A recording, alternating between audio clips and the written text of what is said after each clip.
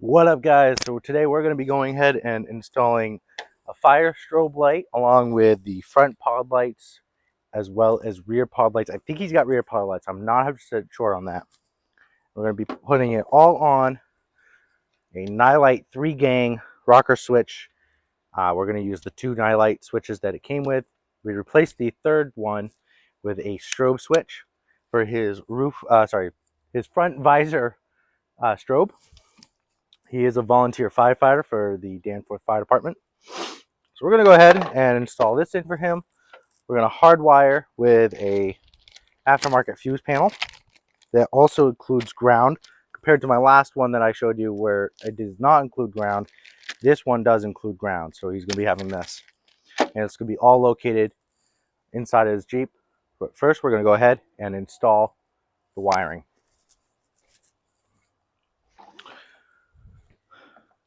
So we already got a path that we're going to be doing. I'm going to move this out of your way so you guys can see that.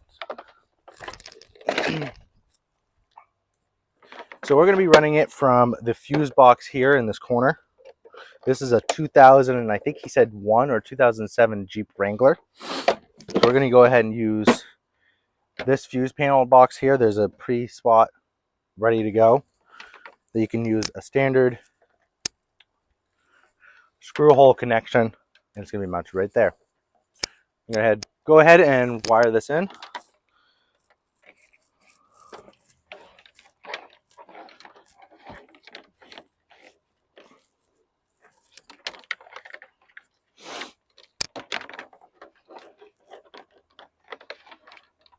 Tell you one thing, it's a hot day today. It's currently, I think, 81 degrees, cloudy here in Danforth, Maine.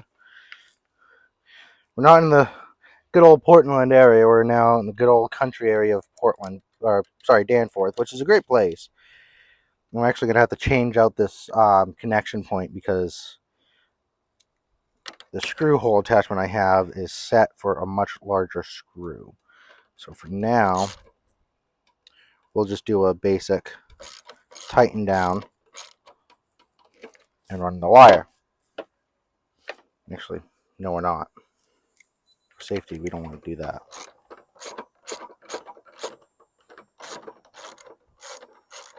Because we're going to add power. That's going to put us at risk of something. And there's an empty fuse right here. Don't know what that's for, but okay. But so we know we have the exact amount of wire. We'll stick you there. So typically I wouldn't do this, but we're going to have to go with a butt end connection. So we're going to have to add more wire on top of this wire, just because this one isn't long enough to put the fuse box inside. I am going to chat with him to see if he wants to keep the fuse box outside, but the fuse box is not weather resistant completely. So, I mean, it's dust resistant, but water gets up in these Jeeps up in the edge of the bay very easily. As you can tell, it's super dirty and muddy up in here. He's been mudding. So, keep his Jeep in the best condition and not have any electrical fires or hazards. We're going to run it so it's going in this direction.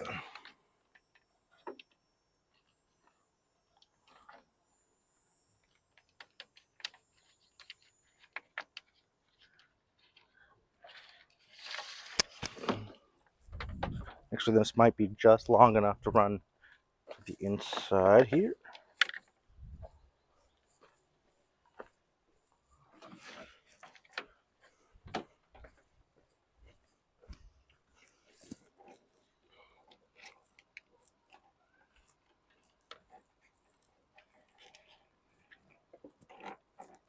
Oh, that's because he put the zip tie on backwards. Wow, what a guy. I can't believe that he put that thing in backwards, huh? That doesn't even work completely very well, but that's fine.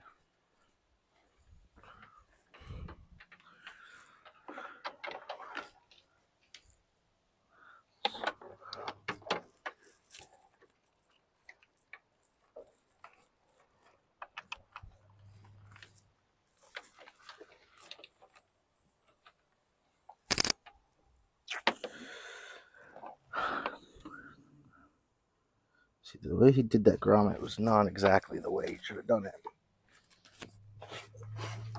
Yeah, I'm gonna get this grommet back in through.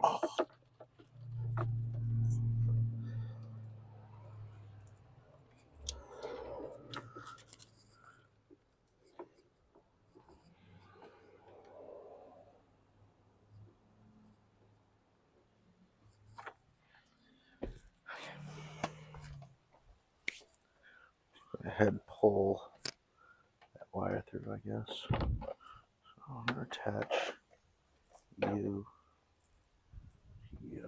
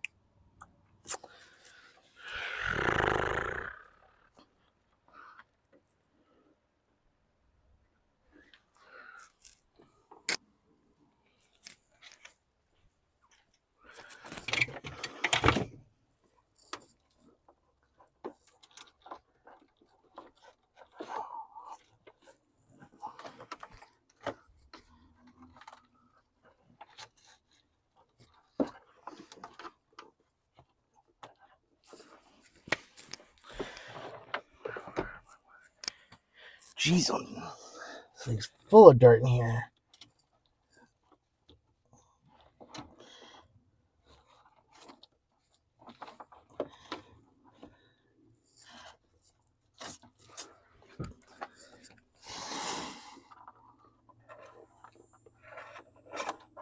Gotcha. I don't want you.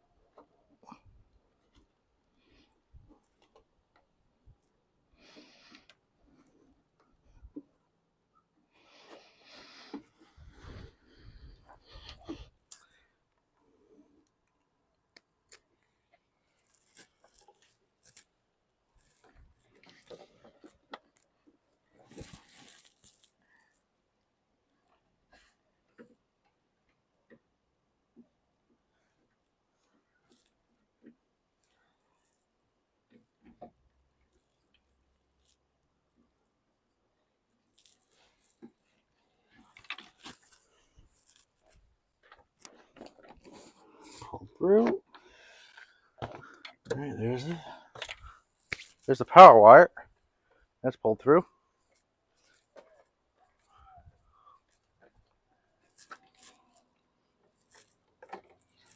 Beautiful.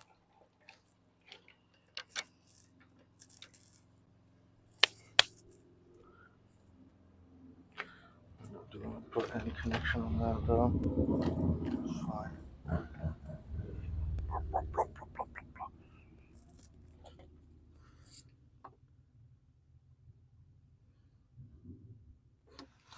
Could put it right here. That way it'll be a better place.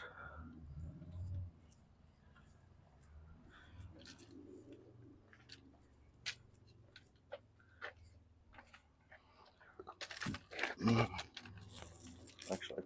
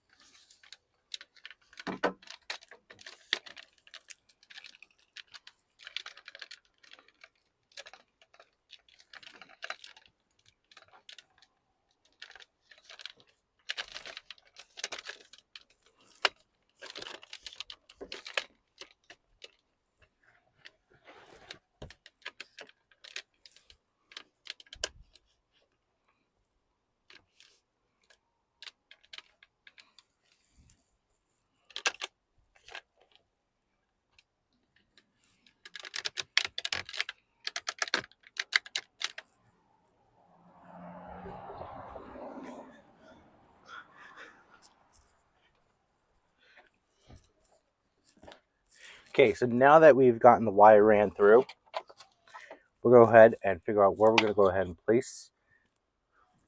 Now that we got the wire ran through, we're going to go ahead and see if we can find a good place to mount his aftermarket fuse panel with the ground connection. We got to run both this radio, his secondary CB radio, and his switches all to this panel. Go ahead and do it. Yeah. Pause that then. Have some freaking Lily. I want a burger. I'm hungry.